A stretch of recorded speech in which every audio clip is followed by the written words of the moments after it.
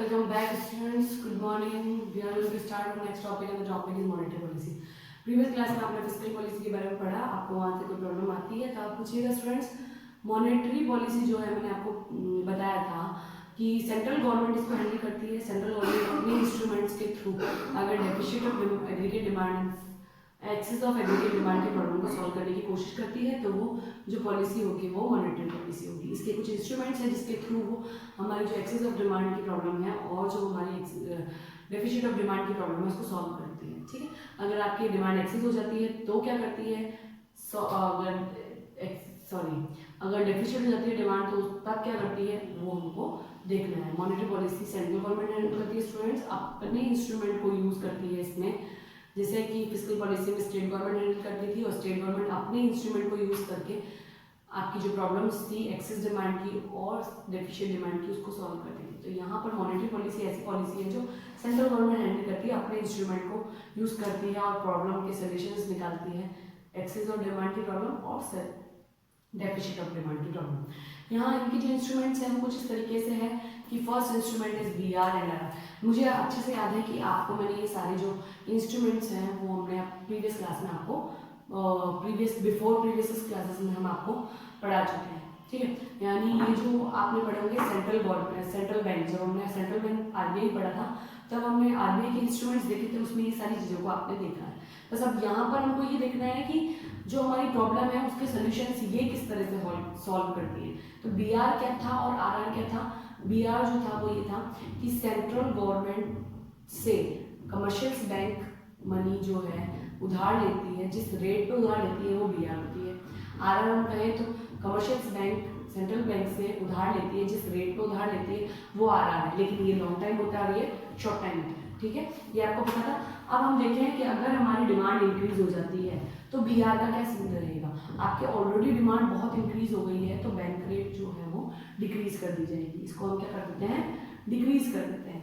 जब आपकी डिमांड बढ़ जाती है इसका मतलब हो गया कि इन्फ्लेशन चल रहा है मार्केट के अंदर।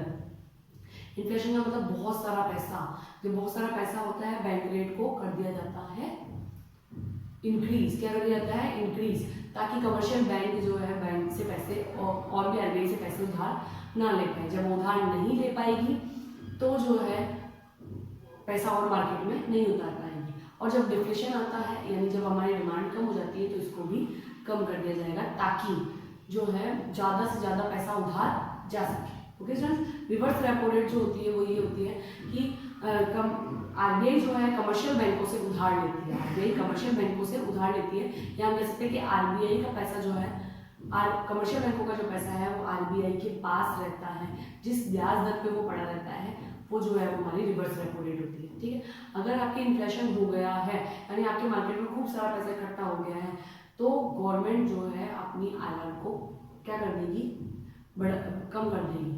जब वो उसको कम कर देगी तो कमर्शियल बैंक अपना पैसा सेंट्रल बैंक को नहीं देगी और मार्केट में ज़्यादा देगी। इससे जो आपकी डिफ्लेशन की प्रॉब्लम है वो खत्म हो जाएगी और वैसे ही इन्फ्लेशन की प्रॉब्लम को भी खत्म किया जा सकता है। यानी अगर आप एक प्रॉब्लम को समझ लें, इन्फ्लेशन को समझ लें तो डिफ्लेशन उसका अपोजिट हो जाएगा और डिफ्लेशन को समझ लें तो इन्फ्लेशन उसका अपोजिट हो जाएगा। CRR क्या होती है स्टूडेंट्स, कि कमर्शियल बैंकों का कुछ पैसा यानी उनकी जो डिपॉजिट्स होती है उनका कुछ पैसा RBI के पास जमा रहता है तो जिसको वो यूज नहीं कर सकते। इन्फ्लेशन के समय इस पैसे को इंक्रीज कर दिया जाता है।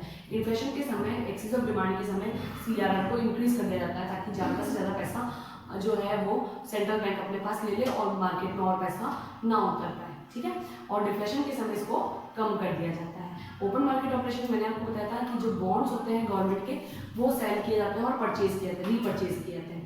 तो जब हमारे इन्फ्लेशन आता है तो गवर्नमेंट जो है उस समय बॉन्ड्स को सेल कर रही होती है ताकि लोग उससे वो बॉन्ड्स खरीदे और पैसा जो है वो गवर्नमेंट के पास चला जाए। और जब डिफ्लेशन आता है तो रीसेल कर रही होती है। तो उस समय क्या होता है, जब डिफ्लेशन रीपरचेज कर रही होती है तो उस समय क्या होता है कि जब डिफ्लेशन आ गया लोगों के पास पैसा नहीं है तो गवर्नमेंट उनसे वो बॉन्ड्स को खरीद लेती है और बॉन्ड खरीदेगी तो उनको मनी अवेलेबल हो जाएगी। ठीक है, SLR क्या होता है, SLR का मतलब होता है कि डिपॉजिट्स जितनी भी गवर्नमेंट कमर्शियल बैंकों की डिपॉजिट होती है उसका एक हिस्सा जो वो खुद के पास जमा रखती है जिसको वो लोन नहीं दे सकती। इन्फ्लेशन के समय जो है इसको इंक्रीज कर दिया जाता है ताकि ज़्यादा से ज़्यादा पैसा जो है वो SLR के रूप में पड़ा रहे और उसको उधार ना दे सके। उधार नहीं देगी तो आपकी जो एक्सेस ऑफ डिमांड की प्रॉब्लम हुई है वो सॉल्व हो जाएगी, ठीक है, वो कम हो जाएगी।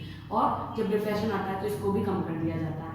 मार्जिन रिक्वायरमेंट्स जो होते हैं वो मैंने आपको बताया था कि जब हम उधार लेने के लिए जाते हैं तो जो मॉर्गेज होता है, जो मॉर्गेज की रेट होती है उससे आपको कम रेट पर आपको जो है आपका मनी अवेलेबल करवाया जाता है। जब ऐसी सिचुएशन होती है तो इन्फ्लेशन के समय जो मॉर्गेज होती है उसको बढ़ा दिया जाता है, यानी उसको जो है हम कहते हैं उस गैप को इंक्रीज कर दिया जाता है।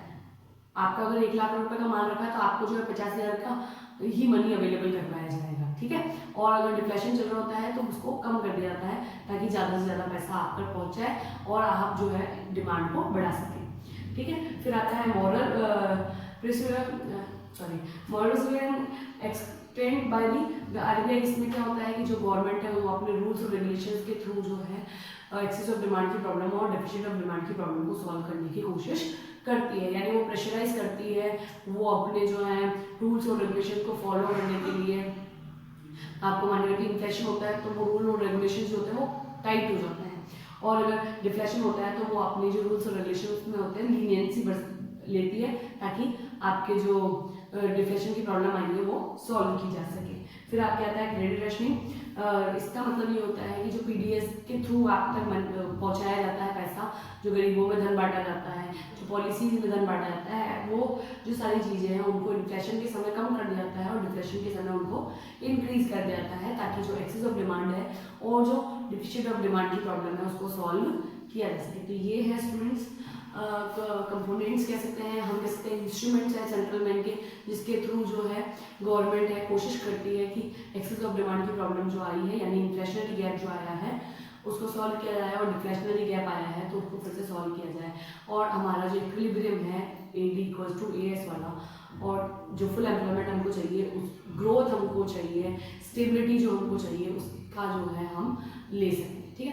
तो ये ध्यान रखिएगा स्टूडेंट्स कि आप इनको प्रैक्टिकल लाइफ में देखें। अगर आपको लगता है आपको कोई प्रॉब्लम आती है तो आप पूछ लीजिए, और ये इंपॉर्टेंट टॉपिक है क्योंकि आपके जो CRR BRR जो है वो आपके सिलेबस में से हट चुके हैं, तो यहाँ पर इनको पढ़ना जरूरी हो जाएगा।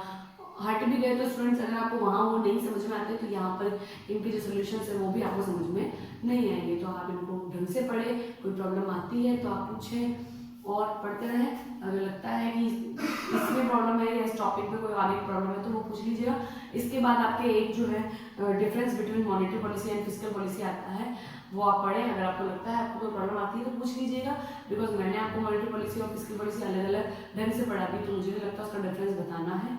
अगर आपको लगता है तो आप बता दीजिएगा, मैं आपको वो बता दूंगी, और कोई प्रॉब्लम आती है तो आप पूछ लीजिएगा। स्टूडेंट्स ये चैप्टर हमारा खत्म हो जाता है। Okay, thank you.